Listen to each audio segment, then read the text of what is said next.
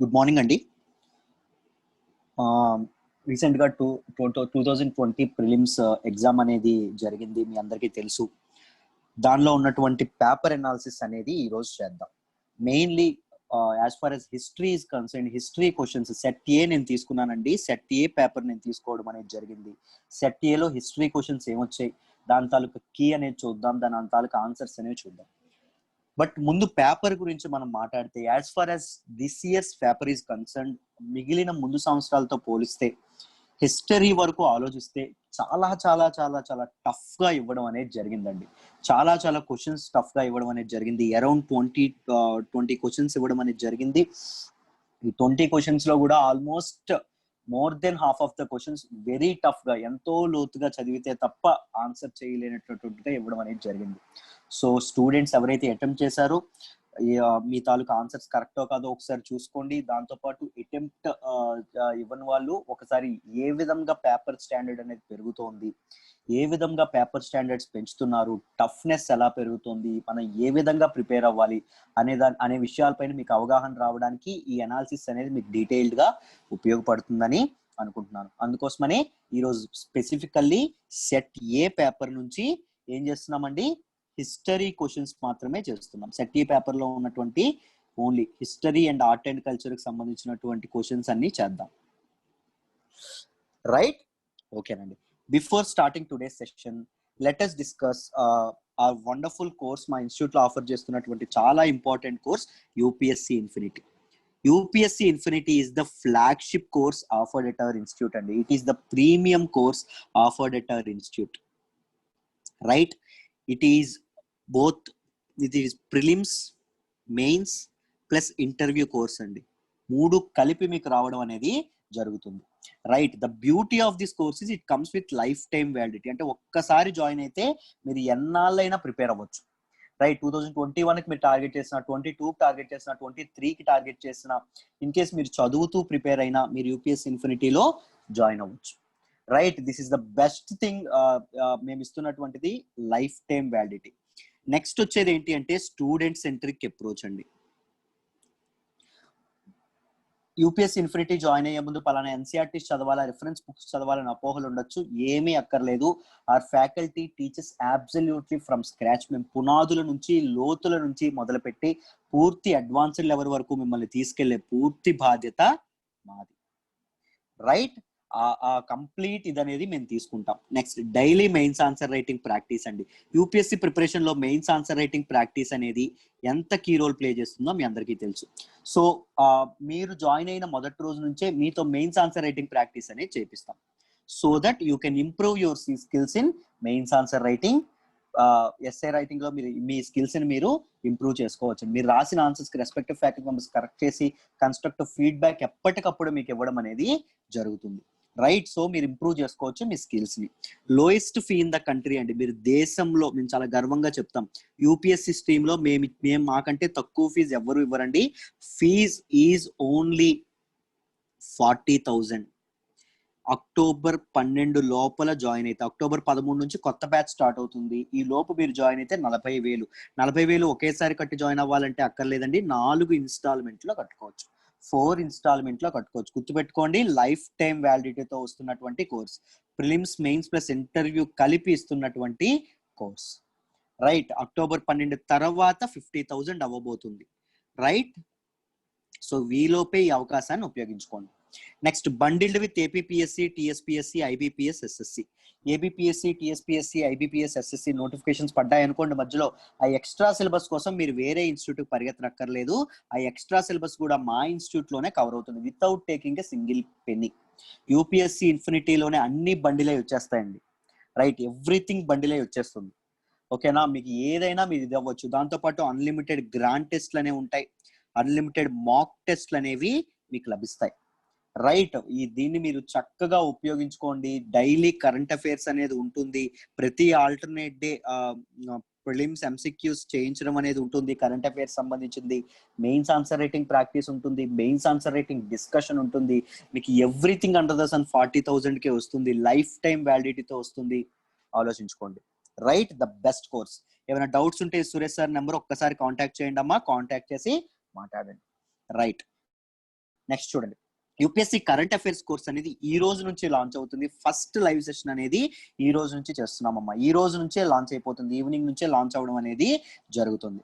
Right, ఇది దీనిలో భాగంగా మీకు ఏమొస్తాయంటే డీటెయిల్డ్ హిందూ అనాలిసిస్. మీరు హిందూ అనాలిసిస్ ఆల్రెడీ చూస్తున్నారు, మనం ఎంత లోతుల నుంచి ఎంత డీటెయిల్డ్ గా చెప్తున్నామో మీకు తెలుసు. సో డీటెయిల్డ్ హిందూ అనాలిసిస్ అనేది మీకు చేస్తాము.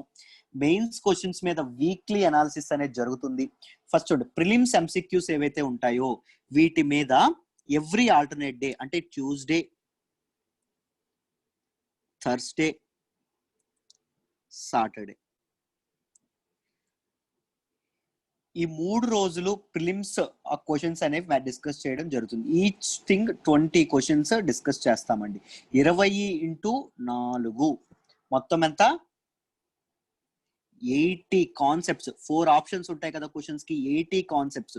అట్లీస్ట్ లగ్భగ్ మీరు దగ్గరలో చూసుకుంటే 50 కాన్సెప్ట్స్ అయినా సెషన్ కవర్ అవుతాయి. సో వీక్లీ మీరు 50 150 లెక్క చొప్పున మీరు ఎంత కవర్ చేయొచ్చో చూసుకోండి. దాంతో పాటు ఎవ్రీ సండే మీకు ఆ వీక్ లో వచ్చినటువంటి కరెంట్ అఫైర్స్ దాని మీద ఒక సెషన్ అనేది ఉంటుంది. మెయిన్స్ క్వశ్చన్ మీద ఒక సెషన్ ఉంటుంది.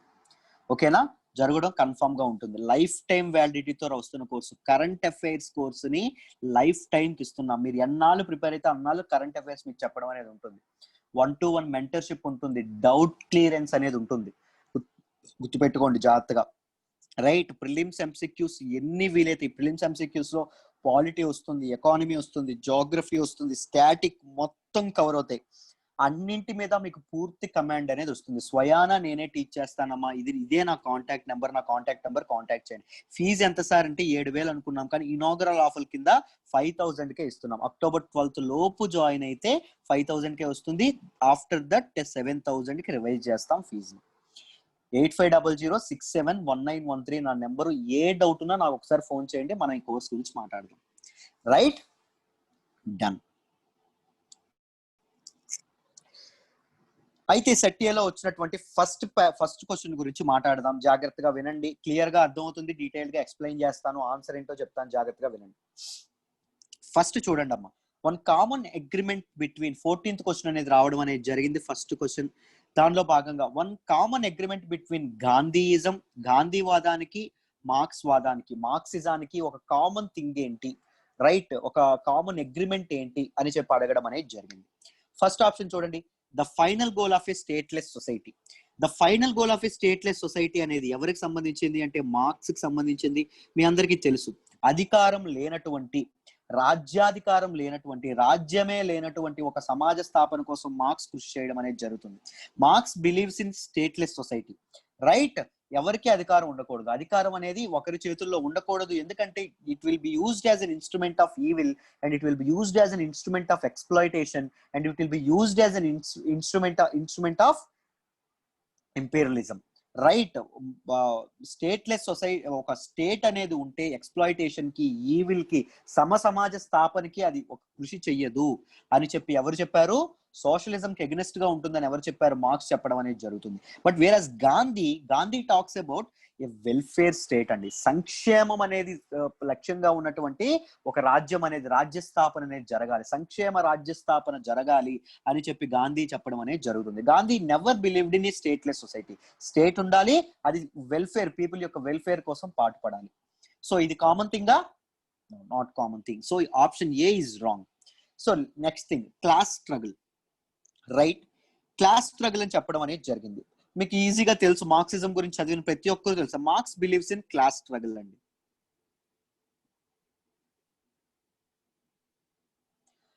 అంటే ఒక పెట్టుబడిదారీ వ్యవస్థలోని, ఒక క్యాపిటలిస్టిక్ సొసైటీ ఏదైతే ఉంటుందో దానిలో ఒక బలవంతుడికి బలహీనుడికి మధ్య ప్రతి విషయంలోని స్ట్రగుల్ అనేది ఉంటుంది.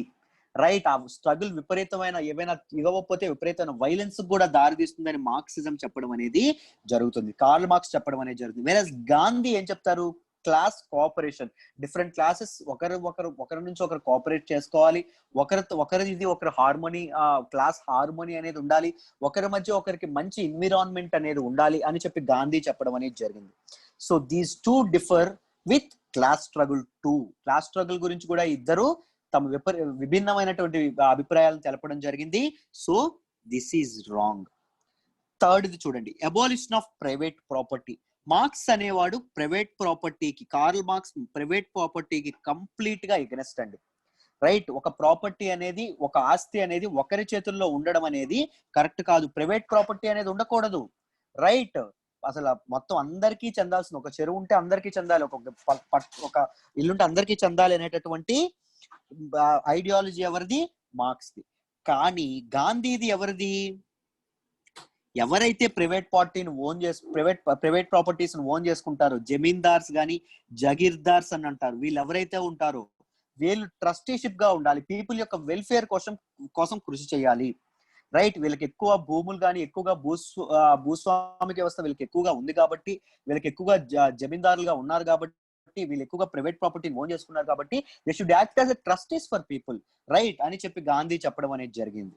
రైట్, అబాలిషన్ ఆఫ్ ప్రైవేట్ ప్రాపర్టీని మార్క్స్ ఇది చేశారు చెప్ప, గాంధీ చేయలేదండి. రైట్, సో ఇది కూడా wrong. So what is the correct option?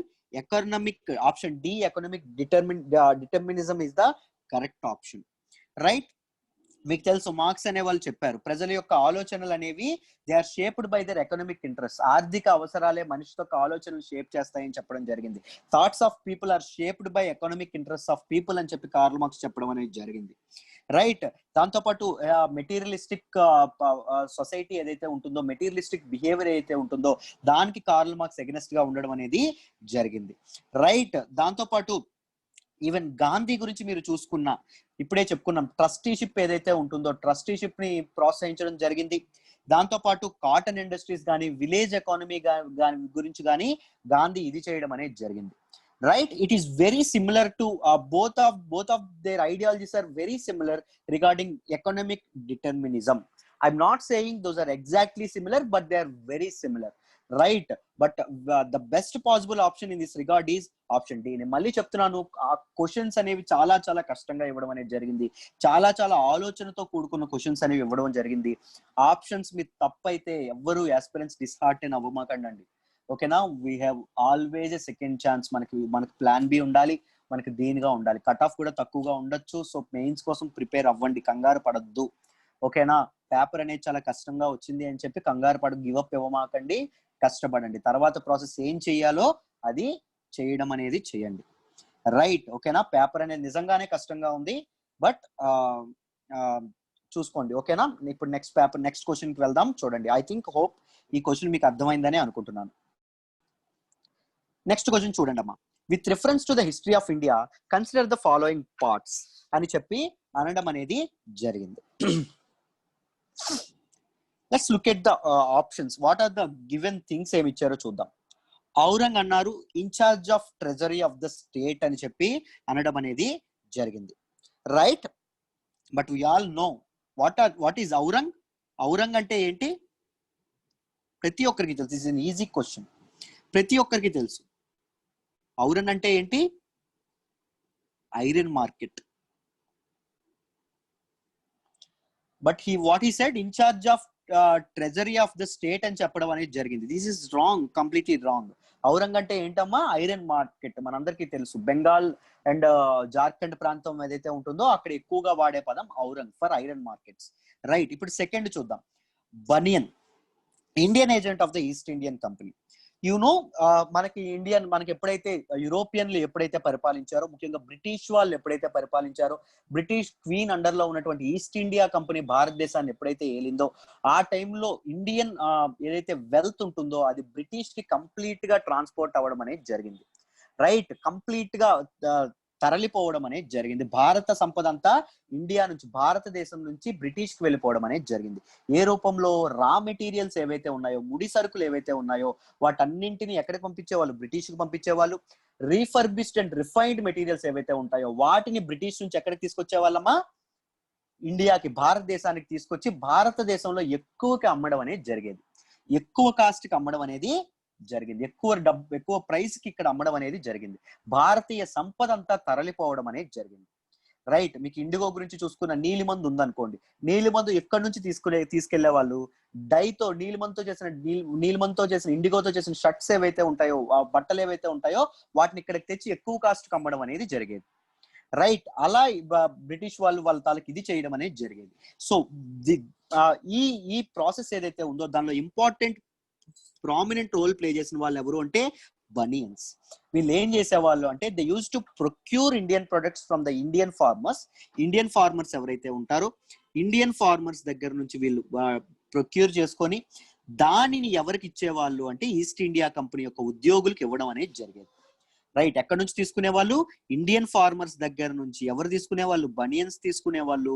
అంటే they act as middle man ఒక దీనిగా యాక్ట్ చేయడం అనేది జరిగేది, ఈ ఏజెంట్స్ గా యాక్ట్ చేయడం అనేది జరిగేది.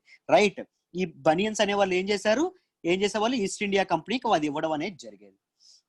This is all about this thing అండి. రైట్, ఆల్మోస్ట్ 1500 అరౌండ్ 1500 టు ఎప్పుడైతే మనకి పోర్చుగీస్ వాళ్ళు వచ్చే ఇదైందో అప్పటి నుంచి 1750s ఆర్ 1800 వరకు ఇండియన్ మార్కెట్ నుంచి గూడ్స్ అనేవి, రా మెటీరియల్స్ అనేవి తరలిపోవడం అనేది జరిగేది. దానికి తగినట్టుగా జహంగీర్ గాని ఔరంగజేబ్ గాని వీళ్ళందరూ ఫర్మానాస్ కూడా జారీ చేయడం అనేది జరిగింది. ఇదంతా this is all we talk about this in modern history.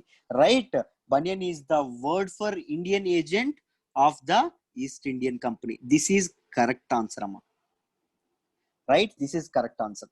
Next, మిరాస్దార్ అంటే ఎవరిని అంటాం? ఎప్పుడున్నటువంటి సెంట్రల్ ఇండియా ఏదైతే ఉంటుందో, మధ్యప్రదేశ్ అండ్ మహారాష్ట్ర ప్రాంతం ఏదైతే ఉంటుందో అక్కడ ఉన్నటువంటి జమీందార్ లేదా జగీర్దార్ ఎవరైతే ఉంటారో, ల్యాండ్ ఓనర్స్ ఎవరైతే ఉంటారో వాళ్ళని ఏమంటాము అంటే మిరాస్దార్ అంటాం. వీళ్ళు ఏం చేస్తారు అంటే రైతులు, పీజెంట్స్ ఎవరైతే ఉంటారో, రైతులు ఎవరైతే ఉంటారో వాళ్ళ దగ్గర నుంచి ట్యాక్స్ కలెక్ట్ చేస్తారు.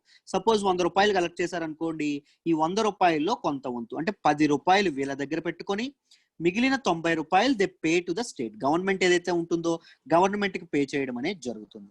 So the act as a they are zamindars who act as a tax collectors, revenue collectors. అంటే ట్యాక్స్ కలెక్ట్ చేసి రెవెన్యూకి పే చేయడం అనేది జరుగుతుంది. రైట్, వీళ్ళని ఏమంటామంటే మిరాస్దార్స్ అంటాం. ఇక్కడ ఏమన్నారు చూడండి, Mirasdars are designated revenue payer to the state. Right, this is correct. So 1 is wrong, 2 and 3 are correct. So right option is B. Correct option ఏంటమ్మా? Option B, 2 and 3 only. 1 is wrong. Aurang అంటే ఏంటి? Iron market. Right, let's move to the next question. With reference to the religious history of India, consider the following statements. Right, ఇది మనం చెప్పిన notes నుంచి రావడం అనేది జరిగింది. నేనే యాన్షియంట్ హిస్టరీ చెప్పడం అనేది జరుగుతుంది. Right, wonderful question. కాస్త ఆలోచించాల్సిన క్వశ్చన్, కాస్త డీప్ గా ఉండాల్సిన క్వశ్చన్, బట్ జాగ్రత్తగా చూడండి. This is related to Buddhism. బుద్ధిజానికి సంబంధించినటువంటి క్వశ్చన్ అండి ఇది. Right, there are 2 sects in Buddhism. మీ అందరికీ తెలిసే ఉంటుంది. ఆ 2 sects ఏంటి? హీనయానా. అనదర్ సెక్ట్ ఏంటి? Mahayana. Right, Hinayana, Mahayana. Buddhist councils అనేవి 4 జరుగుతాయండి. 4 జరగడం అనేది జరుగుతుంది. అందులో సెకండ్ కౌన్సిల్లో ఏదైతే కాలాశోక ఎవరైతే ఉంటారో, కాలాశోక ఆఫ్ శిశునాగ్ డైనాసిటీ ఆర్గనైజ్ చేసినటువంటి మన సెకండ్ బుద్ధిస్ట్ కౌన్సిల్ ఏదైతే ఉంటుందో దానిలో మొదటి చీలిక ఏర్పడుతుంది, ఫస్ట్ డివిజన్ ఏర్పడుతుంది. దేనిలో అంటే బుద్ధిజంలో. బుద్ధిజం అనేది సెకండ్ కౌన్సిల్లో ఎలా డివైడ్ అయిపోతుంది అంటే స్థవిరవాద లేదా థేరవాదులు లేకపోతే మహాసాంఘికులుగా విడిపోవడం అనేది జరుగుతుంది. రైట్, ఇలా విడిపోవడం అనేది జరుగుతుంది. రైట్, తర్వాత 4th బుద్ధిస్ట్ కౌన్సిల్లో స్థవిరవాద లేదా థేరవాదులు హీనయానా సెక్ట్ ఆఫ్ బుద్ధిజం గా మారతారు. మహాసాంఘికులు ఎలా మారతారంటే మహాయాన సెక్ట్ ఆఫ్ పీపుల్ గా మారడం అనేది జరుగుతుంది. రైట్, ఇది డీటెయిల్ గా నేను క్లాస్ లో డీటెయిల్ గా చెప్పడం అనేది దీని గురించి చెప్పడం అనేది జరిగింది. What is Buddhism, sects in Buddhism. ఇంకో సెక్ట్ ఉంటుంది వజ్రాయన అనేది, ఇంకోటి ఉంటుంది, అది వేరే విషయం. బుద్ధిస్ట్ కౌన్సిల్స్ గురించి, బుద్ధిస్ట్ కౌన్సిల్ ఎవరు ప్యాట్రనైజ్ చేశారు? Right, first Buddhist council is patronised by Ajatashatru. Second one is patronised by Kalashoka. Third one is patronised by Ashoka. Fourth one was patronized by Kanishka. Kanishka was called as second Ashoka, రెండవ అశోకుడు అని కూడా అంటాం. Right, వీటి గురించి detailed గా చెప్పడం అనేది జరిగింది. Let us look at the first option. Sthaviravadins belong to Mahayana Buddhism. Is it correct? Right. Sorry, Mahayana బుద్ధిజమా స్థవిరవాద? స్థవిరవాదులు చూడండి, హీనయానా బుద్ధిజం గా తర్వాత 4th బుద్ధిస్ట్ కౌన్సిల్లో సెకండ్ బుద్ధిస్ట్ కౌన్సిల్లో మొదటి చీలిక ఏర్పడుతుంది స్థవిరవాద అండ్ మహాసాంఘిక. స్థవిరవాదులు 4th బుద్ధిస్ట్ కౌన్సిల్ ఎలా మారతారండి? హీనయానా పీపుల్ గా మారతారు. మహాసాంఘికులు ఎలా మాట్లాడతారు? మహాయాన పీపుల్ గా మారడం అనేది మారుతుంది. స్థవిరవాదులు హీనయాన శక్తికి చెందినటువంటి వారు. But what they given Mahayana అన్నారు. So this is wrong. One is wrong. Lokottaravadi sect was an offshoot of Mahasanghika sect of Buddhism. Right, this is correct అండి. This is right. Mahasanghika sect of Buddhism ఏదైతే ఉంటుందో this was afterwards it's transformed to Mahayana sect of Buddhism. Mahayana sect of Buddhism లో ఉన్నటువంటి ఒక subject ఏంటంటే ఇదేంటి అంటే లోకోత్తరవాది. మహాసాంఘికుల నుంచి పుట్టుకొచ్చినదే లోకోత్తరవాదం. రైట్, లోకోత్తరవాదం is also called Mahayana.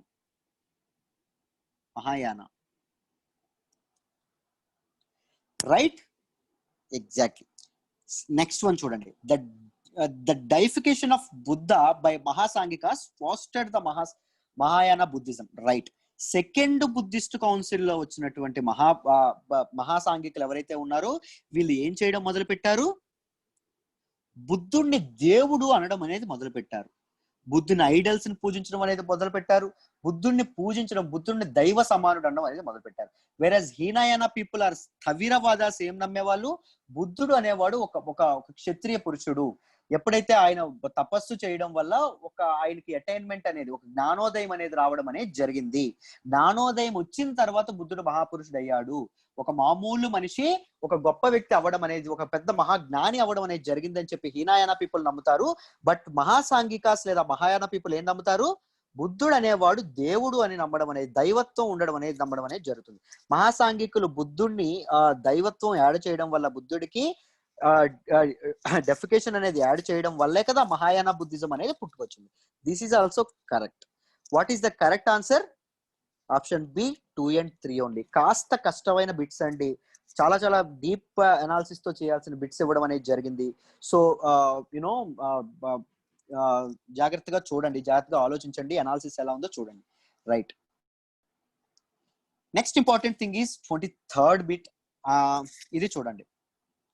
Which of the following statements correctly explains the impact of industrial revolution on India during the first half of the 19th century? First half of the 19th century ఏదైతే ఉంటుందో దాని impact ఏంటో చూద్దాం. First చూడండి. Indian handicrafts వర్ ruined. Exactly, Indian handicrafts అనేవి ఆ టైంలో ఇదవ్వడం అనేది జరిగింది. ఫస్ట్ మిగిలిన కరెక్టా కాదో చూద్దాం. చూడండి. Machines were introduced in the Indian textile industry in large numbers. Right, ఇక్కడ ఇలా చెప్పడం అనేది జరిగిందండి. No, machines were not introduced in Indian textile industry. ఎందుకంటే ఆ టైంలో ఏం జరిగేదని చెప్పుకున్నాం, ఇండియా నుంచి రా మెటీరియల్, ముడి సరుకులు అనేవి అక్కడికి బ్రిటిష్ కి పంపబడి, బ్రిటన్ నుంచి రైట్, ఇంగ్లాండ్ నుంచి మనకి ఏవైతే రిఫైన్డ్ ఐటమ్ ప్రొడక్ట్స్ ఏవైతే ఉంటాయో అవి ఇక్కడికి రావడం, ఫైనల్ ప్రొడక్ట్స్ ఏవైతే ఉంటాయో అవి ఇక్కడికి రావడం అనేది జరిగేది. సో ఇండియన్ టెక్స్టైల్ ఇండస్ట్రీలో మిషన్స్ అనేవి అప్పటికి ఇంట్రడ్యూస్ చేయబడలేదు. ఇది రాంగ్ అండి. Railway lines were laid in many parts of the country. Railway lines were first introduced in 1853. మీ అందరికీ తెలుసు, 1853లో ఇంట్రడ్యూస్ చేయడం అనేది జరిగింది. So this is also wrong. They ఏమన్నారు? First part of the 19th century అన్నారు. This is the second latter part of the 19th century. So this is wrong. Third one, heavy duties were imposed on the imports of British manufacturers. This is totally wrong. Right? British manufactures చేసినటువంటి goods మీద impose చేయలేదు. మన వాళ్ళు ఎవరైతే final goods చేశారో అది Britain కి ఒకవేళ ఎగుమతి చేస్తే దాని మీద హెవీ డ్యూటీస్ ఇంపోజ్ చేయడం అనేది జరిగింది. డైట్ ఇంకా చెప్పాలంటే బ్రిటిష్ మ్యానుఫ్యాక్చర్ కి డ్యూటీ ఫ్రీ ఇంపోర్ట్స్ అనేవి ఇవ్వడం అనేది జరిగింది. ఎటువంటి పన్ను లేకుండా చక్కగా ఇండియాలో వాళ్ళ వస్తువులు వాళ్ళు అమ్ముకోవడం పద్ధతి అనేది రావడం అనేది జరిగింది. So these 3 are wrong and Indian hand crafts were severely ruined during this period. ఏంటండి? First half of the 19th period. So option A is the correct answer for the question 23. Right? I hope it is clear. Let's move to the next question. Consider the following events in the history of India. Ancient history కి సంబంధించిందమ్మా. Rise of Pratiharas under king Bhoja, establishment of Pallava power during Mahendravarman 1, establishment of Chola power by Parantaka 1, fourth one is Pala dynasty founded by Gopala. ఇది తీసుకురావడం అనేది జరిగింది. ఈ question ఏమన్నారు? Correct chronological order అన్నారు. కాలానుసారం అమర్చండి అని చెప్పి అనడం అనేది జరిగింది. ఏది ముందు జరిగింది, ఏది తర్వాత జరిగింది, ఫస్ట్ నుంచి చివరి వరకు అమర్చమని చెప్పడం అనేది జరిగింది. రైట్, సరే లెట్స్ అండర్స్టాండ్ ఏది ఎప్పుడు జరిగిందో చూద్దాం. రైజ్ ఆఫ్ ప్రతిహారాస్ ఎప్పుడు జరిగిందమ్మా? ప్రతిహారులు అండర్ కింగ్ భోజాలో ఏ టైంలో జరిగింది? ఇట్ ఈస్ అండర్ 830 to 890 880 మధ్యలో జరగడం అనేది జరిగింది. Establishment of Pallava power under Mahendra Varma one. Mahendra Varma one under లో పల్లవుల యొక్క పవర్ ఏదైతే ఉంటుందో, పల్లవులు మళ్ళీ తిరిగి ఇది రావడం అనేది జరిగింది. అది ఎప్పుడు జరిగిందో చూద్దాం. అది ఎప్పుడు ఇదైందో let's look at the date and exact correct ఇదేంటో చూద్దాం. 600 to 650. Right. Establishment of Chola power by Parantaka one. It is around 905 to 960. మొదటి పరాంతకుడు చోళా పవర్ అనేది ఎస్టాబ్లిష్ చేయడం అనేది జరిగింది. ఏ టైంలో అని చెప్పి అడగడం అనేది జరిగింది. పాలా డైనాసిటీ ఎక్కడ రూల్ చేసిందో తెలుసు? బెంగాల్లో రూల్ చేయడం అనేది జరిగింది. Right. Pala dynasty was founded by Gopala. ఇది ఎప్పుడు అండి ఫౌండ్ చేయడం జరిగింది? 740 to 770 మధ్యలో జరగడం అనేది జరిగింది. So let's arrange the correct order. First one is establishment of Pallava power under Mahendra Varma 1. First one is 2. This is the first one. Second one వచ్చేసి Pala dynasty founded by Gopala 740 770 అన్నాం కదా. So fourth one is 2.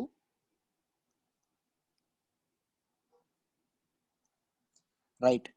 తర్వాత వచ్చేసి rise of Pratiharas under king Bhoja. This is 830 to 880 అని చెప్పాం కదా. This is 3. Last one వచ్చేసి establishment of Chola power by Parantaka one. This is one last one. This is 241 ఇది.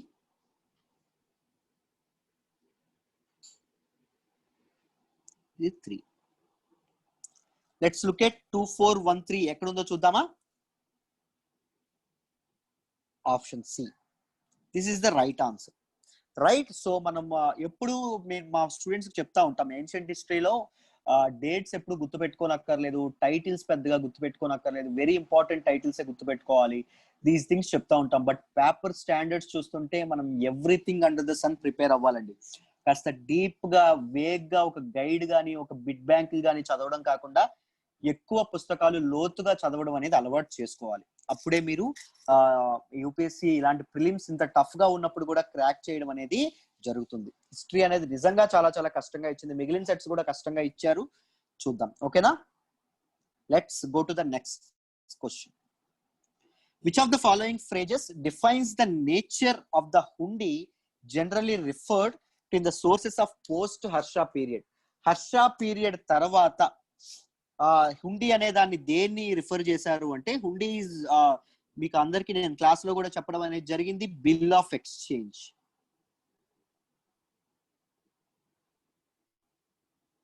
Pushyabhuti dynasty తర్వాత హుండీ అనే సిస్టమ్ అనేది రావడం అనేది జరిగింది హర్ష యొక్క దీని తర్వాత. సో బిల్ ఆఫ్ ఎక్స్చేంజ్ అనేది హుండీ సిస్టమ్ అనేది ఇవ్వడం అనేది జరిగింది. దీన్ని ఎవరు ఇచ్చేవాళ్ళు అంటే, ఇండియన్ వ్యాపారులు ఎవరైతే ఉంటారో, ముఖ్యంగా అగ్రశ్రేణి అయినటువంటి షెట్టీస్ లాంటి వాళ్ళు ఎవరైతే ఉన్నారో వాళ్ళు ఇవ్వడం అనేది జరిగేది.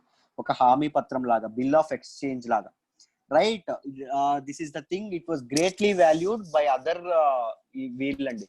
రైట్. అదర్ కంట్రీస్ తాలూకా ఎవరైతే మర్చెంట్స్ ఉంటారో వాళ్ళు చాలా నమ్మకంగా దీన్ని ట్రీట్ చేసేవాళ్ళు ఈ హుండీస్ ని. రైట్. ఇప్పుడు ఆప్షన్స్ చూద్దాం. An advisory issued by the king of his subordinates? No, of course no. A diary to be maintained for daily accounts? Of course no. A bill of exchange direct gaane ivvadam anedi jarigindi. Option C is the correct answer. An order from the feudal lord to his subordinates. This is also wrong. So bill of exchange is the correct answer. Right? Done. I hope ee question meeku detailed ga ardhamaindi anukuntunnanu. Let's move to the next question. Next question వచ్చేసి, with reference to the book Desher Katha written by Sakharam Ganesh Deuskar during the freedom struggle, consider the following statements. ఈయన గురించి మీకు detailed గా తెలియాలి. దేశర్ కథ అంటే the story of my country, right. This book was written by Sakharam Ganesh Deuskar, right. Originally he is Marathi అండి. ఇతను మరాఠీకి, మహారాష్ట్రకి చెందినటువంటి వాడు. వీళ్ళ యాన్సిస్టర్స్ వీళ్ళందరూ. But he was born and brought up in Bengal. బెంగాల్లో ఈయన తాలూకా విద్యాభ్యాసం కానీ ఈయన ఎదగడం కానీ అక్కడ జరగడం అనేది జరిగింది. ఈయన బుక్ లో మెన్షన్ చేసినటువంటి ఫాలోయింగ్ స్టేట్మెంట్స్ ఏది కరెక్ట్ అని చెప్పి అడగడం అనేది జరుగుతుంది. ఫస్ట్ నుంచి ఒకటి తర్వాత ఒకటి చూద్దాం, జాగ్రత్తగా వినండి. Right. It warned against the colonial states hypnotic conquest of the mind అని చెప్పడం అనేది జరిగింది. This is the most influential book in స్వదేశీ మూమెంట్ అండి. స్వదేశీ మూమెంట్ జరుగుతున్న టైంలో this is the most influential book అని చెప్పి మనం చెప్పుకోవచ్చు. రైట్. చాలా ప్రజల్ని ఎక్కువ ప్రభావితం చేసిన బుక్ అని మనం చెప్పుకోవచ్చు. First option, it warned against the colonial states hypnotic conquest of the mind. Literally this is correct. భారత ప్రజలు వైట్ మెన్ యొక్క సైకలాజికల్ వాళ్ళ మానసికంగా బలహీనంగా ఉన్నారు. We have to get rid of the psychological dominance of white men అని చెప్పి ఈ బుక్ లో పేర్కొనబడ్డం అనేది జరిగింది. Hypnotic conquest of the mind గురించి, colonial states hypnotic conquest of the mind గురించి ఈ బుక్ లో చెప్పడం అనేది జరిగింది. This is the right answer. It inspired the performance of swadeshi street plays and folk songs. Of course swadeshi movement లో చాలా ఇదవ్వడం అనేది జరిగింది. స్వదేశీ మూమెంట్ అనేది ఉవ్వెత్తున లేవడానికి కారణం ఈ బుక్ కారణమైంది. ఈ బుక్ స్ట్రీట్ ప్లేస్ ఏవైతే ఉంటాయో, వీధి నాటకాలు ఏవైతే ఉంటాయో, ఫోక్ సాంగ్స్ ఏవైతే ఉంటాయో వాటికి కూడా చాలా ప్రమోట్ చేయడం అనేది జరిగింది, వాటికి ఇన్స్పైర్ చేయడం అనేది జరిగింది. The use of Desh by Deuskar was in the specific context of the region of Bengal. Very good. Bengal ని స్పెసిఫిక్ కాంటెక్స్ట్ లో ఇదవ్వడం అనేది జరిగింది. He called it and misery state అని చెప్పడం అనేది జరిగింది. Misery state or misery Desh, లేకపోతే అన్ఫార్చునేట్ దేశ్ అని చెప్పి అనడం అనేది జరిగింది. రైట్. బెంగాల్ విభజన టైం ఏదైతే ఉంటుందో పార్టీషన్ ఆఫ్ బెంగాల్ గురైంది. దాంతో పాటు మైనారిటీస్ ని ఎవరైతే ఉన్నారో బ్రిటిష్ గవర్నమెంట్ హిందూస్ మైనారిటీస్ గా మతపరమైన రిలీజియస్ కన్వర్షన్స్ అనేవి జరుగుతున్నాయి. బెంగాల్ రీజన్ అనేది చాలా అన్రెస్ట్ అనే దానికి గురైంది. అందుకోసం అని చెప్పి ఈ బెంగాల్ దేశం ఏదైతే ఉందో బెంగాల్ దేశ్, దానిని బెంగాల్ ని దేశ్ గా వర్ణించడం అనేది ఈ బుక్ లో వర్ణించడం అనేది జరిగింది. So this is also correct అండి. So what is the right answer? All 1, 2 and 3. Option D is the right answer. చాలా డీప్ గా ఇవ్వడం అనేది జరిగింది questions. These level of questions ఈ లెవెల్ ఆఫ్ క్వశ్చన్స్ చేయాలి అంటే మీ ప్రిపరేషన్ అనేది చాలా లోతుగా ఉండాలి. So just assess your preparation skills. మీ ప్రిపరేషన్ సరిపోతుందా లేదో ఆలోచించుకోండి. ఇంకా ఎంత కష్టపడాలో మీరు ఒక బేరీజ్ వేసుకోండి. అర్థమైందా? మీరు ఒక ఇది చేసుకొని మీరు ప్రిపేర్ అవ్వడం అనేది నేర్చుకోండి. Right. Let's move to the next question. The Gandhi Irwin pact included which of the following? Right. Gandhi Irwin pact అనేది ఎందుకు జరిగిందో మీ అందరికీ తెలుసు. రైట్. రౌండ్ టేబుల్ సమావేశానికి ఆహ్వానించడం అనేది జరిగింది. దాని తర్వాత చాలా డిస్కషన్స్ అనేవి జరగడం అనేది జరిగింది. ఇప్పుడు చూద్దాం గాంధీ ఇర్విన్ ప్యాక్ట్ అనేది దేనిలో. ఫస్ట్ ఆప్షన్ చూడండి, invitation to Congress to participate in the round table conference. Of course second round table conference లో పార్టిసిపేట్ చేయడానికి గాంధీకి ఇన్విటేషన్ అనేది రావడం అనేది జరిగింది. ఇండియన్ నేషనల్ కాంగ్రెస్ కి ఇన్విటేషన్ రావడం అనేది జరిగింది. ఇండియన్ నేషనల్ కాంగ్రెస్ తరఫున గాంధీ వెళ్ళడం అనేది జరిగింది. Right. First option is the right answer. So withdrawal of ordinances promulgated in connection with the civil disobedience movement గురించి ఉన్నటువంటి ఆర్డినెన్స్ ఏవైతే ఉంటాయో అవి విత్డ్రాల్ చేసుకోవాలి, రైట్ అని చెప్పి మొరపెట్టుకోవడం జరిగింది. వాటిని వాళ్ళని అంగీకరించడం కూడా జరగడం అనేది జరిగిందండి. వాటిని అంగీకరించడం కూడా జరగడం అనేది జరిగింది British government. Right. So this is also right answer. Right. Acceptance of Gandhiji suggestion for enquiry into police excesses.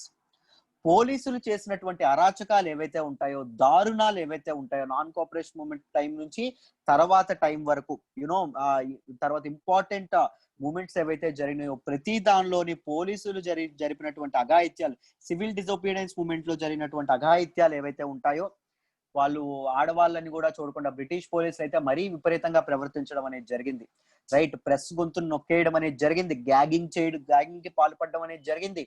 Right. దాంతో పాటు ఎంతో మంది శాంతియుతంగా ప్రొటెస్ట్ చేసిన, నాన్ వైలెంట్ గా ప్రొటెస్ట్ చేసినటువంటి వాళ్ళని కూడా వాళ్ళు తీవ్రంగా అరెస్ట్ చేయడం అనేది జరిగింది. Right. So so regarding that, but Gandhi అడిగినప్పటికీ పోలీసుల మీద ఒక ఎంక్వైరీ అనేది వెయ్యండి, వాళ్ళ మీద చర్యలు తీసుకోవాలి అని అడిగినప్పటికీ రైట్, ఇర్విన్ మాత్రం ఒప్పుకోలేదు. Acceptance is the wrong word, so third option is the wrong word. Gandhiji అడిగారు బట్ ఇర్విన్ ఒప్పుకోలేదు. Third one is the wrong answer.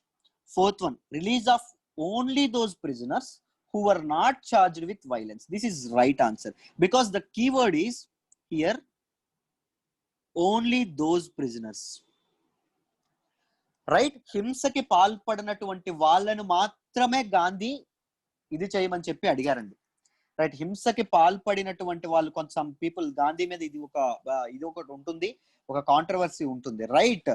ఎవరు రాజ్ గురు గాని, భగత్ సింగ్ గాని, సుఖ్దేవ్ గాని, వీళ్ళందరి గురించి గాంధీ అడగలేదు అని చెప్పి, వీళ్ళందరినీ రక్షించడానికి గాంధీ ప్రస్తావన రాలేదు ఈ ప్యాక్ట్ లో అని చెప్పి చెప్పడం అనేది జరిగింది. రైట్. ఈ ప్యాక్ట్ అనేది ఎప్పుడు జరుగుతుంది అంటే 5th మార్చ్ జరుగుతుంది. 5th మార్చ్ 1931 లో జరగడం అనేది జరుగుతుంది. రైట్. ఈ ప్యాక్ట్ లో అడగకపోవడం వల్ల వీళ్ళని ఎప్పుడు ఉరి తీయడం అనేది జరుగుతుంది? 23rd మార్చ్ 1931 వీళ్ళని ఉరి తీయడం అనేది జరుగుతుంది. రైట్. గొప్ప వీరులను పోగొట్టుకోవడం అనేది జరుగుతుంది. బట్ గాంధీ తన సిద్ధాంతాలని, శాంతి, నాన్ వైలెన్స్ సిద్ధాంతాలని నమ్ముకొని ఉండడం, ఏది ఏమైనా సరే తన నడవడికని, తన దీన్ని ఇది కాకపోవడం కూడా నిజంగా ప్రశంసించదగ్గ విషయమే. సో రెండు వైపుల నుంచి మనం ఆలోచించడం అనేది చెయ్యాలి. Not controversial thing, not only controversial thing. So regarding this question, this is the right answer. So what are the right answers? 1, 2 and 4. Right. So answer చెప్పండి. Option B is the right answer. Right? Perfect. Let's move to the next question. Next question చూడండి. The Vittal Vidhuvansak, the first monthly journal to have the untouchable people as its target audience was published by అని చెప్పి అడగడం అనేది జరిగింది. పేరేంటండి? Vitthal Vidhuvanshak. This is the one of the first untouchable people మీద, అణగారిన వర్గాల పీపుల్ ఎవరైతే ఉంటారో, అంటరానితనానికి గురైన పీపుల్ ఎవరైతే ఉంటారో వాళ్ళ మీద వచ్చినటువంటి ఒక వెరీ ఇంపార్టెంట్ ఇదండి. రైట్. దీనిని రాసినటువంటి వాళ్ళు ఎవరు అంటే గోపాల్ బాబా వాలంకర్. ఎప్పుడు రాశారంటే అరౌండ్ 1888 లో ఈయన దీన్ని పబ్లిష్ చేయడం అనేది జరిగింది. 1888లో ఈ జర్నల్ ని పబ్లిష్ చేయడం అనేది జరిగింది. రైట్. ఈజ్ గోపాల్ బాబా వాలంకర్ అనే వాళ్ళు అణగారిన వర్గాల కోసం ఇది చేయడం అనేది జరిగింది. ఫస్ట్ అణగారిన వర్గాల ఎర్లియస్ట్ పీపుల్ ఎవరు అంటే మీకు అందరికీ తెలుసు. రైట్. బాబా జ్యోతి బాబా పూలే అంటారు, బాబా జ్యోతిరావు పూలే అని కూడా అంటారు, యతని ఎరాకి,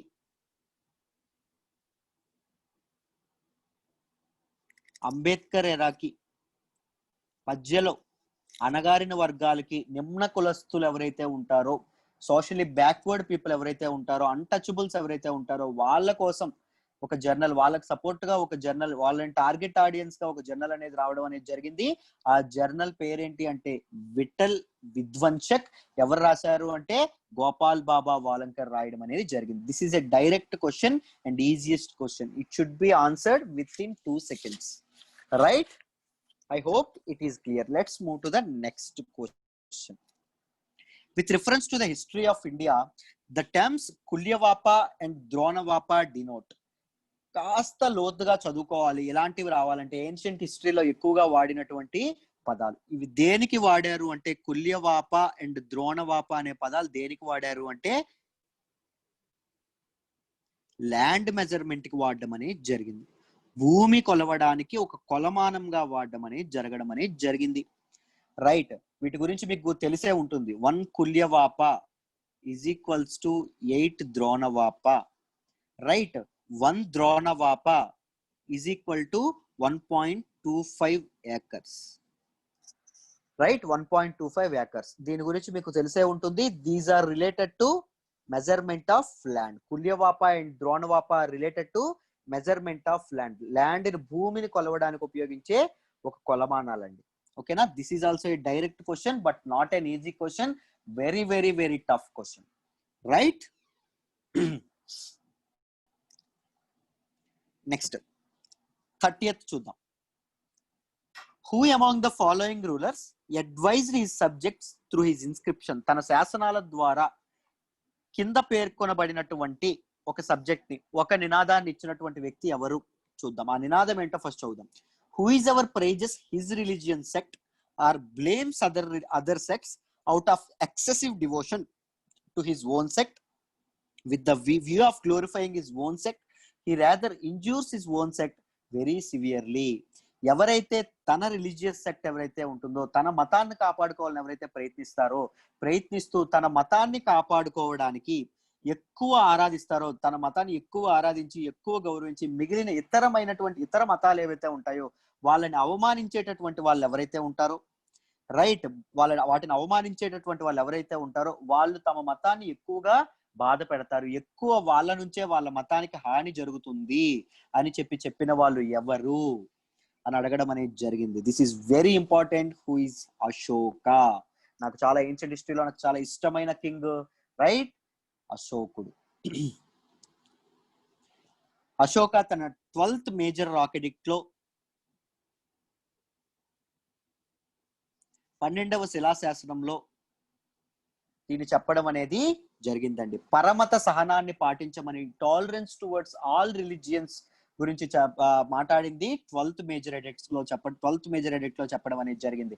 ఎవరు చెప్పారు అంటే Ashoka. This is also a very important thing, right? Kalinga యుద్ధం, బిఫోర్ కళింగ యుద్ధం ముందు అశోకుడు చండాశోకుడులా ఉంటాడు, విపరీతమైన కోపోద్రిక్తంగా ఉంటాడు, విపరీతమైన కోపంగా ఉంటాడు, యాంగర్ ఇష్యూస్ తో బాధపడుతూ ఉంటాడు, రైట్? తర్వాత ఏం జరుగుతుంది? కళింగ యుద్ధం తర్వాత అశోకుడు భేరిఘోష నుంచి ధర్మఘోష వైపు వెళ్తాడు. వైలెన్స్ నుంచి, జనాల్ని వైలెన్స్ ద్వారా రాబట్టుకోవడం నుంచి, లొంగ తీసుకోవడం నుంచి ప్రేమతో లొంగ తీసుకోవచ్చు. దట్ ఈస్ ఎ వే. ధర్మఘోష అనే ఒక వే ఉంది అని చెప్పి ధర్మఘోష వైపు పరుగులు పెట్టడం అనేది జరుగుతుంది, రైట్? తర్వాత బుద్ధిజాన్ని స్వీకరించడం అనేది జరుగుతుంది, బుద్ధిజం ని ప్యాట్రనైజ్ చేయడం అనేది జరుగుతుంది. ఎవరమ్మా? అశోకుడు. 12th మేజర్ రాకెట్ ఎడిక్ట్ లో టాలరెన్స్ టువర్డ్స్ ఆల్ రిలీజియన్స్ అనేది చెప్పడం అనేది జరుగుతుంది, రైట్? పరమత సహనాన్ని పాటించడం అని చెప్పడం అనేది జరుగుతుంది. This is very simple question and very easy question. 2 seconds లో పెట్టగలగాలి, right? Let's move to the next question చూడండి. With reference to the cultural history of India, which of the following is the correct description of the term paramitas? Paramitas అంటే ఏంటి అంటే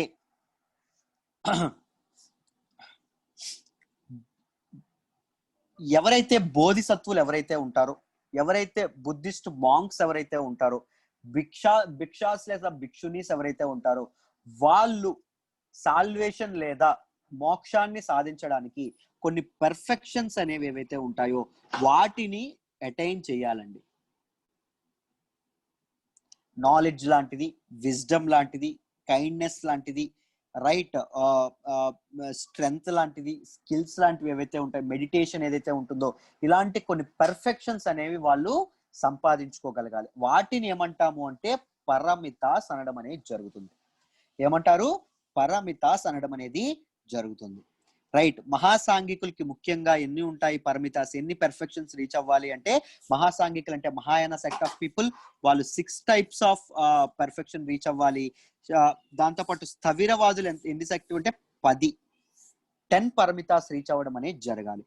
so the right answer చూద్దాం. The earliest ధర్మశాస్త్ర text return in aphoristic style, sutra style, no, wrong. Philosophical schools that did not accept the authority of Vedas, wrong. Perfections whose attainment led to the bodhisattva path. Bodhisattva path lead cheyadaniki important identi ante ee perfections. Very good. This is the right answer. Next chudandi, powerful merchant guilds of early medieval South India, wrong. Powerful merchant guilds ni emantamu?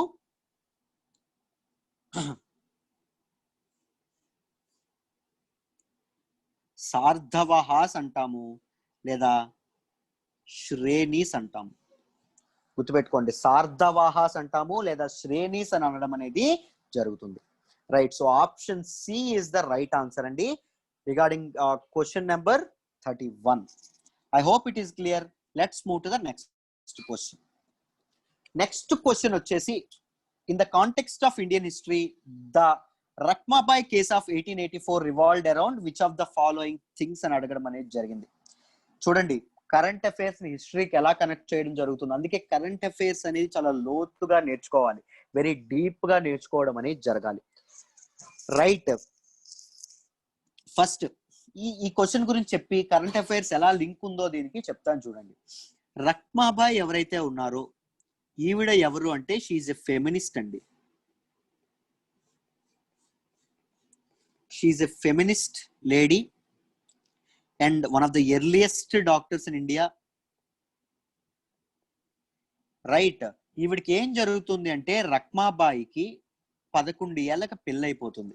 ఎవరితో పెళ్ళవుతుంది అంటే 19 ఏళ్లకు చెందినటువంటి దాదాజీ బిఖాజీ అనే అబ్బాయితో పెళ్ళవడం అనేది జరుగుతుంది 19 years కి. Right, వాళ్ళ తాలూకా రిచువల్స్ ప్రకారం రక్మాబాయి కొంతకాలం ఇంటిలోనే ఉండాల్సి వస్తుంది అనమాట, తన ఇంట్లోనే ఉండాల్సి వస్తుంది.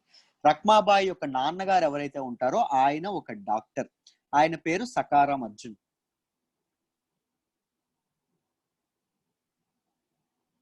ఈయన ఒక డాక్టర్. ఈయన తాలూకా ఇన్స్పిరేషన్ తో ఈవిడ కూడా వైద్యం అనేది చదవాలనుకుంటుంది, పెద్ద పెద్ద విద్యలు అనేవి చదవాలనుకుంటుంది. రైట్, హైయర్ ఎడ్యుకేషన్స్ కి వెళ్ళాలనుకుంటుంది. ఎవరమ్మా వెళ్ళాలనుకుంటారు? రక్మాబాయి వెళ్ళాలి అనుకుంటుంది. సో ఇది ఎవరికి నచ్చదు అంటే ఈయనకి నచ్చదు.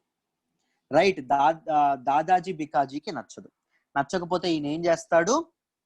కోర్టులో కేసు వేస్తాడు. మా ఆవిడికి పుబర్టీ అనేది వచ్చేసింది, సో నా దగ్గరే ఉండాలి. రైట్, మా ఆవిడ పెద్దదైంది, సో నా దగ్గరే ఉండాలి, మేము వైఫ్ అండ్ హస్బెండ్ రిలేషన్షిప్ అనేది స్టార్ట్ చేయాలనుకుంటున్నాము అని చెప్పి ఎవరు కేసు వేస్తారు? ఈయన వేస్తారు. దానికి ఎగనెస్ట్ గా ఎవరుంటారు? సకారాం అర్జున్ ఉంటారు. ఎందుకు అంటే అంత తక్కువ ఏజ్ లో పిల్లల కండం అనేది ఆరోగ్యానికి హానికరం అనేది ఒక డాక్టర్ గా సకారాం అర్జున్కి తెలుసు కాబట్టి నేను కాపురానికి పంపించను రక్మాబాయిని అని చెప్తాడు. అప్పుడు ఈ సకారాం అర్జున్ మీద ఈయన ఏం చేస్తారు? దాదాజీ బకాజీ కేసు వేయడం అనేది జరుగుతుంది. దేనిలో అంటే బాంబే హైకోర్టులో. లోకల్ కోర్ట్స్ అన్ని ఇతనికే భర్త కాబట్టి భార్య యొక్క హక్కు అతనికే ఉంటుంది కాబట్టి దాదాజీ బికాజీ మీదకే ఇదవడం అనేది జరుగుతుంది. తర్వాత ఈ కేసు క్వీన్ విక్టోరియా వరకు వెళ్తుందండి. క్వీన్ విక్టోరియా తర్వాత ఏం చేస్తుంది? ఆడవాళ్ళకు కూడా హక్కులు ఉండాలని చెప్పి రక్మాబాయిని సపోర్ట్ చేయడం అనేది చేస్తుంది. ఫైనల్ జడ్జిమెంట్ అనేది రక్మాబాయికి సపోర్ట్ గా వస్తుంది. సో ఈవిడ కృషి వల్ల, రైట్, ఈ కేసు వల్ల, right, age of consent act ఏదైతే ఉంటుందో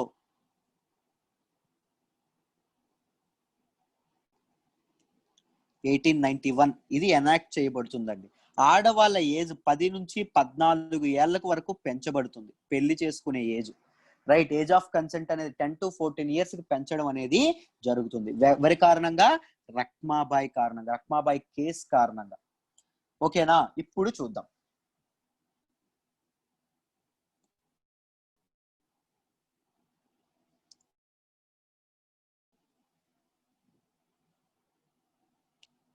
జాగ్రత్తగా చూడండి అమ్మా. In the context of Indian history, the Rakmabai case of 1884 revolved around women's right to gain education. Of course not women's right, women education rights గురించి కాదు. Age of consent. Very good. Age of consent is the right answer. Right. ఏ టైంలో ఆడవాళ్ళు women the time the permissible age at which women can participate in sexual activity, that is age of consent. Next, restitution on conjugal rights. Conjugal rights అంటే couple కి ఒకరి మీద ఇంకొకరికి ఉండాల్సిన rights ఏవైతే ఉంటాయో దాని మీద. క్వీన్ విక్టోరియా ఏం చెప్తారు అంటే కేవలం మగవారికే ఆడవాళ్ళ మీద హక్కు ఉండడం కాదు, ఆడవాళ్ళకు కూడా నిర్ణయం తీసుకునే హక్కు ఉంటుంది అని చెప్పి తన వెడ్డికి చెప్పడం అనేది జరుగుతుంది. So restitution of conjugal rights కూడా కరెక్ట్ ఆన్సర్. సో ఆన్సర్ ఏంటమ్మా? 2 and 3 ఓన్లీ. ఓకేనా, 1 ఈజ్ రాంగ్ ఆన్సర్. ఓకేనా, right. Let's move to the next question. Indigo cultivation in India declined by the beginning of 20th century because మీకు అందరికీ తెలుసు IndiGo గురించి చాలా peasants protest చేయడం అనేది జరిగింది. ఇండిగో అనేది విపరీతమైన ఎక్స్పోర్ట్ గా ఉండేది భారతదేశం నుంచి. ఏ టైంలో అంటే బ్రిటిష్ టైంలో మేజర్ ఎక్స్పోర్ట్ ఏంటి అంటే ఇండిగో, రైట్? అలా ఉండడం అనేది జరిగింది. బట్ 20th సెంచరీ బిగినింగ్ లో ఇండిగో యొక్క కల్టివేషన్ అనేది ఇదవ్వడం అనేది జరిగింది. ఎందుకు తగ్గింది అని అడుగుతున్నారు. వాట్ ఈస్ ద రీజన్ అని చెప్పి అడుగుతున్నారు. Peasant resistance to the oppressive conduct of planters. Of course peasant resistance ఉండేది, కానీ 20th సెంచరీ బిగినింగ్ లో ఉండేది కాదు. పీజెంట్ రెసిస్టెన్స్ 1850s టు 1900 మధ్యలో ఉండేది. నాట్ 1900, 1880 మధ్యలో ఉండడం అనేది జరిగింది. But not in the beginning of 20th century. ఆ పీజెంట్ రెసిస్టెన్స్ ఉన్నప్పటికీ బ్రిటిష్ వాళ్ళు సమర్థవంతంగానే వ్యాపారం అనేది ఇది చేసేవారు. ఏ బిజినెస్ అనేది అసలు డిక్లైనే అవ్వలేదు, right? It's unprofitability in the world market because of the new inventions. This is the right answer. ఎందుకు అంటే ఆ టైంలో జర్మనీ, యూరోపియన్ నేషన్ అయినటువంటి జర్మనీ ఏదైతే ఉందో, జర్మనీలో ఒక ఆర్టిఫిషియల్ డై ఏదైతే ఉంటుందో, కృత్రిమ రసాయనం ఏదైతే ఉంటుందో, కలర్ ఏదైతే రంగేసే రసాయనం ఏదైతే ఉంటుందో అది తయారు చేయబడింది. సో ఇండిగోకి డిమాండ్ అనేది పూర్తిగా తగ్గిపోయింది. ఇండిగోని వాడడం అనేది తగ్గిపోయింది. ఎందుకంటే కాస్ట్ ఆఫ్ ప్రొడక్షన్, జర్మనీలో తయారు చేసినటువంటి కెమికల్ ఏదైతే ఉంటుందో, ఈ కెమికల్ యొక్క కాస్ట్ ఆఫ్ ప్రొడక్షన్ తక్కువ. సో దీన్ని వాడడం అనేది మొదలు పెట్టారు. షర్ట్స్, కలర్స్ వేసే మ్యానుఫ్యాక్చర్ ఇండిగోని పూర్తిగా ఇది చేయడం అనేది, పట్టించుకోవడం అనేది ఆపేయడం అనేది జరిగింది. సో ఇండిగో కల్టివేషన్ అనేది ఇండియాలో 20th సెంచరీ బిగినింగ్ లో పూర్తిగా డిక్లైన్ అవ్వడం అనేది జరిగింది, right? National leaders opposition to the cultivation of indigo. This is also wrong, right? Government control over the planters. This is also wrong. The answer is new inventions వల్ల, కొత్త inventions వల్ల unprofitability, world market లో unprofitable ఇండిగోకి profit అనేది లేకపోవడం వల్ల ఇది రావడం అనేది జరిగింది, right? So option B is the correct answer అమ్మా, right? Let's move to the next question. Next question వచ్చేసి, Wellesley established the Fort William college at Calcutta. కల్కటాలో ఫోర్ట్ విలియం కాలేజ్ అనేది వెల్లెస్లీ ఎస్టాబ్లిష్ చేశారు. వై, ఎందుకు establish చేశారు అంటే, because he wants to train British officers or Indian officers, Indian civil servants regarding Indian culture, Indian language, Indian geography, Indian habits and Indian మొత్తం art and culture ఏదైతే ఉంటుందో వీటన్నింటి ప్రకారం. ఎందుకంటే they the future administrators of India, ఇండియాకి future administrators అవ్వబోతున్నారు కాబట్టి ఇండియాలో ఇది చేస్తే బాగుంటుంది కాబట్టి, వాళ్ళని ట్రైన్ చేస్తే బాగుంటుంది కాబట్టి బ్రిటిష్ ఆఫీసర్స్ ని, బ్రిటిష్ సివిల్ సర్వెంట్స్ ని అక్కడ ఇది చేయడం అనేది జరిగింది. He wanted to train British civil servants at Calcutta. This is very easy question. He was asked by the board of directors at London to do so. No, board of directors అనే వాళ్ళు దీన్ని పూర్తిగా oppose చేయడం అనేది జరిగింది. వీళ్ళు కేవలం దీనిలోనే పెట్టమని చెప్పారు, లండన్ లోనే పెట్టమని చెప్పారు ఈ ట్రైనింగ్ సెషన్ అనేది. బట్ విలియం వెల్లెస్లీ మాత్రం ఇండియాలో ఫోర్ట్ విలియం దగ్గర పెట్టడం, కల్కటాలో పెట్టడం అనేది జరిగింది. Option A is wrong. He wanted to revive interest in Oriental learning in India. This is also totally wrong. He wanted to provide William Carey and his associates with employment. This is also totally wrong. The right answer is, he wanted to train British civilians for the administrative purpose of India. Civil servants ని train చేయడం అనేది లక్ష్యంగా ఇది అవ్వడం అనేది జరిగింది. Very easy answer, 2 seconds లో పెట్టాలండి. Very easy question, right? Fine. ఇప్పటి వరకు క్వశ్చన్స్ అర్థమవుతున్నాయని అనుకుంటున్నాను. హిస్టరీ స్వయంగా నేనే చెప్తానండి, నేను కథల రూపంలో చెప్తాను. శాంపుల్ వీడియోస్ ఏవైతే ఉన్నాయో యూట్యూబ్ లో ఉన్నాయో, ఒక్కసారి హిస్టరీ వీడియోస్ అనే ఒకసారి చూడండి. History course, individual course join అవ్వాలి అంటే కేవలం 7,000 రూపాయలకి ఇవ్వడం అనేది జరుగుతుంది. అన్లిమిటెడ్ వ్యాలిడిటీతో ఇస్తున్నాం, లైఫ్ టైం వ్యాలిడిటీతో ఇస్తున్నాం హిస్టరీ. ఒక్కసారి శాంపుల్ వీడియోస్ చూడండి, మీకే క్వాలిటీ ఆఫ్ టీచింగ్ తెలుస్తుంది. దాని తర్వాతే మీరు జాయిన్ అవ్వచ్చు, రైట్? నోట్స్ కూడా హ్యాండ్ రిటర్న్ నోట్స్ ఇస్తాను, ఫర్ ఎవర్ ఉండిపోయేటట్టు మీకు ఉంటుంది ఆ నోట్స్. అద్భుతమైన నోట్స్, ఏ విధమైన క్వశ్చన్ అయినా ఆన్సర్ చేసేటట్టు ఉంటుంది, యాక్సెసిబుల్ గా ఉండడం అనేది జరుగుతుంది, డౌట్ క్లియరెన్స్ అనేది ఎప్పటికప్పుడు ఉంటుంది, ఓకేనా? సో ఉపయోగించుకోండి కోర్సుని, రైట్? నెక్స్ట్ చూడండి, నెక్స్ట్ క్వశ్చన్ వచ్చేసి Ulgulan. With reference to the history of India, Ulgulan or the great tumult is the description of which of the following events. Which of the following events గురించి చెప్పడం అనేది ఇది అవ్వడం అనేది జరిగింది. This talks about Birsa Munda's revolt of 1899-1900. Ulgulan అంటే ఏంటి అంటే, హ్యూజ్ రివోల్ట్ అనేది మొదలవ్వాలి. గొప్పదైనటువంటి మహాసంగ్రామం అనేటువంటి గొప్ప తిరుగుబాటు అనేది చెయ్యాలి అనేది పిలిపివ్వడం అనేది జరిగింది. ఎవరు అంటే బిర్సా ముండా. మ్యాసివ్ రివోల్ట్ అనేది చెయ్యాలి, తిరగబడాలి అని చెప్పింది ఎవరు? బిర్సా ముండా. ఆ పిలుపుతో ఇదవ్వడం అనేది జరిగింది. This term was used for Munda rebellion అండి. ముండాస్ రివోల్ట్ ఏదైతే ఉందో దానికోసం యూజ్ చేయడం అనేది జరిగింది. జార్ఖండ్ ఏరియాలో ఎక్కువ ఇదవ్వడం అనేది జరిగింది. 1899 to 1900 మధ్యలో ఇది ఇదవ్వడం అనేది జరిగింది. This is the right answer. Ulgulan అనేది దేనికి సంబంధించినది? Birsa Munda's revolt of 1899 to 1900. This is the right answer. One of the very difficult questions. Answer చేయడం చాలా కష్టం. ఎంతో ఇన్ డెప్త్ ఇది ఉండాలి, ఎక్కువ కష్టపడి చదివి ఉండాలి. చాలా కష్టమైన question. Let's move to the next question. With reference to the scholars, laureates of ancient history, ancient India, consider the following statements. Panini is associated with Pushyamitra Shunga. Panini రాసిన మేజర్ బుక్ ఏంటండి? అష్టాధ్యాయి రాశాడు Panini.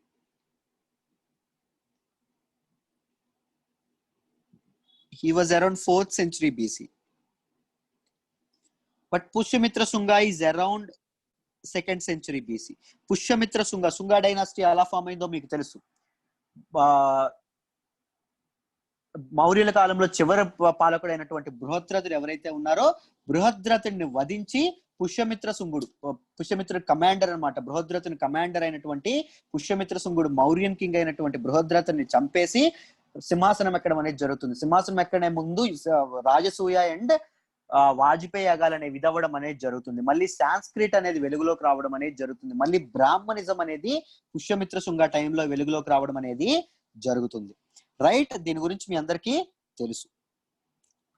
Right, so but Panini 4th century, Pushyamitra Shunga is of 2nd century BC. So this is wrong. Sorry, 2nd century AD. This is wrong. Amarasimha is associated with Harshavardhana. Right? Amarasimha ఏది రాశారు? Right, అమరసింహ రాసినటువంటి book ఏంటి? అమరకోశాన్ని రాసింది అమరసింహ. ఇతను హర్షవర్ధన్ టైంలో ఉండేవాడా? కాదు, ఇతను చంద్రగుప్త 2 టైంలో ఉండేవాడు. చంద్రగుప్త 2కి ఎవరైతే 9 జెమ్స్ 9 నవరత్నాలు ఎవరైతే ఉండేవాళ్ళో కవులు, వాళ్ళలో ఒకరు ఎవరు అంటే అమరసింహుడు. సో హర్షవర్ధను టైంలో ఉన్నటువంటి అమరసింహుడు కాదు. This is wrong. Kalidasa is associated with Chandragupta 2. This is correct. ఎందుకంటే చంద్రగుప్త 2 యొక్క నవరత్నాలు ఏవైతే ఉన్నాయో 9 జెమ్స్ ఎవరైతే ఉన్నారో వాళ్ళలో కాళిదాసు కూడా ఒక భాగం. రైట్, కాళిదాసు కూడా భాగం. కాళిదాసు రాసినటువంటి శుంగా డైనాసిటీ రూలర్ మీద ఒకటి రాస్తాడు. ఏంటో తెలుసా? మాలవికాగ్నిమిత్రం. పుష్యమిత్రుడి శుంగ యొక్క కొడుకు అయినటువంటి అగ్నిమిత్రుడు ఉంటాడు కదా, అగ్నిమిత్రుడికి మాలవికకి మధ్య ప్రేమాయణం గురించి కాళిదాసుడు సాంస్క్రిట్ లో రాసినటువంటి నాటకం ఏంటి అంటే మాలవికాగ్నిమిత్రం. ఓకేనా? ప్లే ఏంటి అంటే Malavikagnimitram. Right, so third one is the correct answer. So correct option is 3 only. Right, only 3 is the right answer. మిగిలినవన్నీ రాంగ్ అండి. Right, let's move to the next question. Next question వచ్చేసి 71. చూడండి, with reference to the cultural history of India consider the following pairs. First the Parivrajaka అంటారు. పరివ్రాజక అంటే ఏంటి అంటే అన్నింటినీ త్యజించిన వాడు అని అర్థం. ద రెనౌన్సియర్ అని అర్థం. రైట్, సకల భోగాలని ప్రతి ఒక్కదాన్ని త్యజించి అంటే వదిలేసి, రాజ్యాన్ని కానీ తన కుటుంబాన్ని కానీ తన ఎమోషన్స్ ని కానీ అన్నింటినీ వదిలేసి ఎవరైతే మోక్ష సాధన కోసం బయటికి వెళ్ళిపోతారో, వాండరింగ్ చేస్తారో వాళ్ళని పరివ్యాజకులు అని చెప్పి అనడం అనేది జరుగుతుంది. Right, this is the correct answer. శ్రమణ అంటే మాంక్, ఒక మాంక్, ఒక simple living people. Right, monk అని, శ్రమణ అంటే మాంక్ అని చెప్పి అంటాం మనం. They are monks but they are not priest. పురోహితులు కాదు వీళ్ళు. జైన్, బుద్ధిజం అండ్ అజీవక మతానికి సంబంధించిన వాళ్ళు కానీ ప్రీస్ట్ పురోహితులు కాదు. హై స్టేటస్ ఉన్న పురోహితులు అస్సలు కాదు. They are simple living monks, shramanas. ఓకేనా? So this is wrong. Next one is Upasaka. Upasaka is the lay follower of Buddhism. This is correct, right? Lay follower of Buddhism Upasaka antam. Female followers name antam Upasika antam, right? So this is the correct answer. 1 and 3 are the right answer. 2 is wrong answer. So correct option is 1 and 3 only. Option B.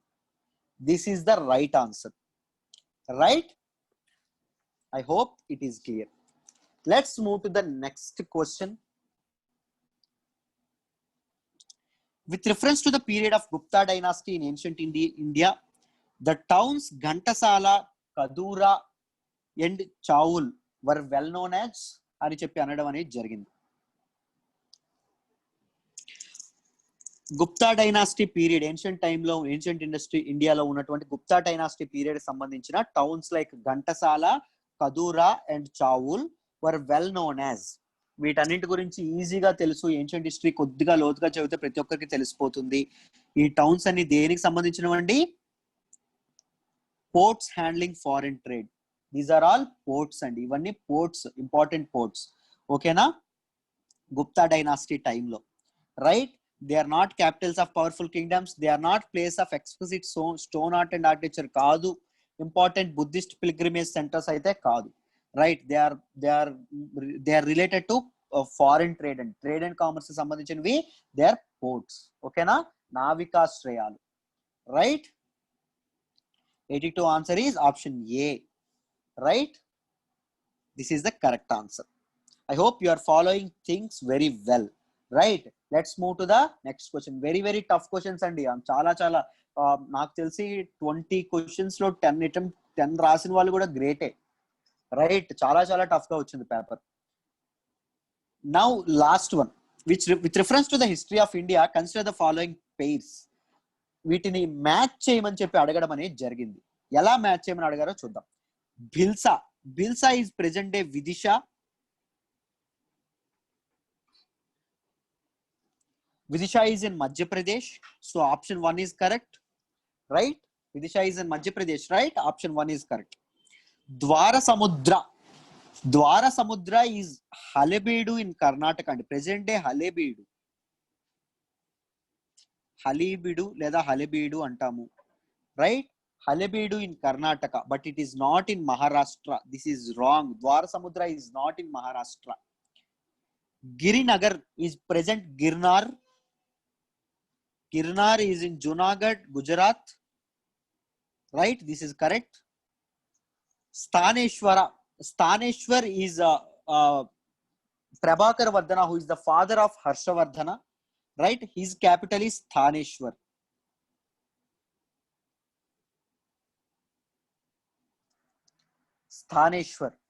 Right? Staneshwar ఇదనేది ఉండమనేది జరిగింది. స్థానేశ్వర్ ప్రాంతం ఏంటి? Northern Delhi ప్రాంతం అని చెప్పాం. It is not Uttar Pradesh, it is now in Haryana. So 2 and 4 are wrong. ఈ fourth కూడా రాంగ్ అండి. Right options are 1 and 3 only. So the right answer is option A. So last question కూడా మనం కరెక్ట్ గా చేసేసాము. This is all about set A లో ఉన్నటువంటి history and art and culture యొక్క క్వశ్చన్స్. చాలా చాలా టఫ్ ఉన్నట్టు క్వశ్చన్ రావడం అనేది జరిగింది. డిస్హార్ట్ అండ్ అవ్వద్దు, ఓకేనా? బట్ నెక్స్ట్ దానికి ఈ లెవెల్లో ప్రిపేర్ అవ్వడానికి ట్రై చేయండి. మీ ప్రిపరేషన్ స్ట్రాటజీస్ మార్చుకోండి, ప్రిపరేషన్ స్ట్రెంగ్త్స్ అనే దాన్ని మార్చుకోండి. యూపీఎస్సీ ఇన్ఫినిటీలో వీలైతే జాయిన్ అవ్వండి. మేము వెరీ డీప్ గా ఇన్ డెప్త్ గా చెప్పడం అనేది జరుగుతుంది. శాంపుల్ క్లాసెస్ చూసాకే డెసిషన్ అనేది తీసుకోండి అమ్మా, ఓకేనా? ఒకసారి ఈ రోజు current affairs class live session అనేది ఈ రోజు మొదటి సెషన్ జరుగుతా ఉంది. ఆ లైవ్ సెషన్ మీరు అటెండ్ అవ్వాలనుకుంటే కింద వాట్సాప్ గ్రూప్ ఫస్ట్ లింక్, కింద యూట్యూబ్ లో ఫస్ట్ లింక్ లో మీకు ట్రయల్ గ్రూప్ యొక్క లింక్ ఉంటుంది. ఆ ట్రయల్ వాట్సాప్ గ్రూప్ లో మీరు జాయిన్ అయ్యారు అనుకోండి, ఈ రోజు లైవ్ సెషన్ యొక్క మీకు డీటెయిల్స్ ఇవ్వడం అనేది జరుగుతుంది. సో దట్ ఏం జరుగుతుంది, మీరు దాని మీద క్లియర్ ఇది తెచ్చుకోవడం అనేది జరుగుతుందమ్మా, ఓకేనా? క్లియర్ ఇది తెచ్చుకోవడం అనేది జరుగుతుంది, రైట్? డీటెయిల్డ్ గా ప్రిలిమ్స్ డిస్కషన్ అనేది జరుగుతుంది. మీరు ఎలా ఉంటుంది కోర్సు, ఎలా జరుగుతుంది అని చెప్పి మీరు అర్థం చేసుకొని తర్వాతే మీరు నిర్ణయం అనేది తీసుకోవచ్చు, జాయిన్ అవ్వాలా వద్దా అనేది, ఓకేనా. ఎవ్రీడే చాలా ఓపిక్ గా చాలా చక్కగా ప్రతి క్లాస్ చెప్పడం అనేది జరుగుతుంది. ట్రస్ట్ మీ, నా మీద నమ్మకం ఉంచండి, నన్ను నమ్మి రండి. మీ నమ్మకానికి ఒమ్ము చేయను, మిమ్మల్ని ఎప్పటికీ సపోర్ట్ గా నేను నిలబడతాను. Right, perfect. నా నెంబర్ మీకు కావాలంటే, నన్ను కాంటాక్ట్ చేయాలంటే దిస్ ఈజ్ మై నెంబర్. ఒకసారి మీకు ఏమైనా డౌట్స్ ఉంటే దేని గురించి అయినా ఒక్కసారి ఫోన్ చేయండి అమ్మా. 8500671913. దీనికి ఒకసారి ఫోన్ చేయండి, లేకపోతే వాట్సాప్ చేయండి, మాట్లాడదాం. రైట్. వాట్సాప్ గ్రూప్ లో జాయిన్ అవ్వాలంటే, ట్రయల్ గ్రూప్ లో జాయిన్ అవ్వాలంటే కింద లింక్ లో ఫస్ట్ కామెంట్ ఉంటుంది, దాని ద్వారా జాయిన్ అవ్వండి. Right. I hope the session is clear. Questions అన్ని కష్టంగా వచ్చినాయని ఇబ్బంది పడద్దు. ఏమైనా ఇదైనా తర్వాత ఎలా ప్లాన్ చేయాలి, ఏం చేయాలని ఆలోచించండి. మెయిన్స్ కట్ ఆఫ్ తక్కువ వస్తుంది. మెయిన్స్ గురించి ఇప్పటి నుంచే ప్రిపేర్ అవ్వడం స్టార్ట్ చేయండి. Never ever give up. ఓకేనా. Thank you so much.